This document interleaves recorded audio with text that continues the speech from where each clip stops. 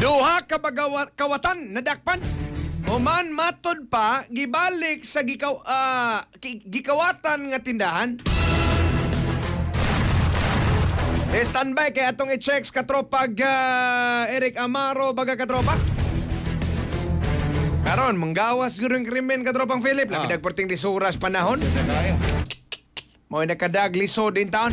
Naka-standby na speakers linyas katropang Eric Amaro. Live report. Katropang Eric, may status aning mga kawatan?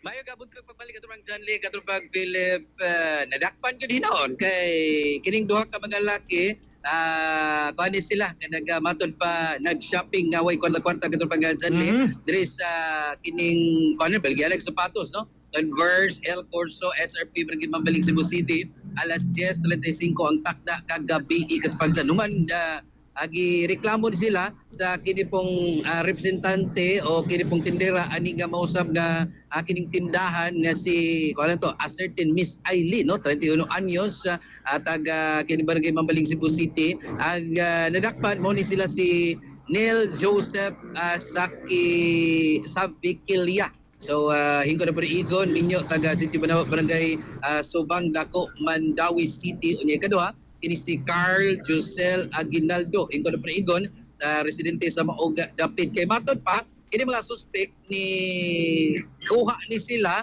og 5 ka mga Move OX Converse ladies shoes worth 15,980 katong dyan. Unya, nakagawas na sila sa tindahan. Katong dyan, katong Philip mga kaigala, no?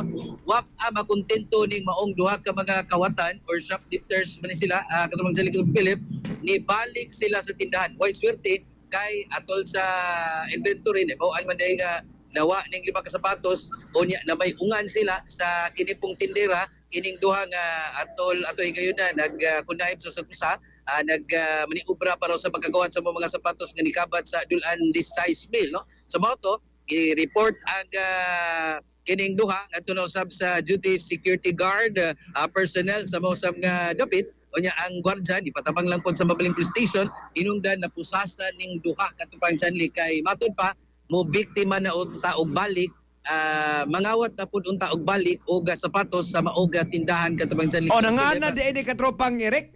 Sakto na. Katubang sanli, katubang Philip, nakakawat na sila. No, chance na tato nila. Nibalik man sila. Nya kana bang ang interval dali ra kayo. So nailhan sila ron. May tatog mga pila ka buwan malimot man tinira. Presko pag panghitabo pagpangawat nila nibalik na pud sila mo to nadakpan kagabi katubang John Lee katubang Philip napaslak na ni karon sila kapsel sa Mambaling Police Station samtang gikayan og kaso nga theft o kini nga pagpangawat katubang John Lee katubang Philip. Sige, salamat kayo katropang Eric. Katropa John Lee katubang Philip mga kiglaman to kasikas gikan sa Mambaling Police Station mga katropa basta kape na isgutan no di ay kape nga makawas yung duka samtang init-init na karon mga higala padong alas 10 sa kamuntagon ha kape nga humot lami sustansyado good for the heart memory and immune system tungod sa kamunggay mangosteen ug soya powder na ana sa tong Santo Plus Coffee Mix nga ginama sa Yeswell Incorporated. Alex sa Nikosag Pilipino para sa Pilipinas yung katropa Eric Amaro XFM News. XFM report.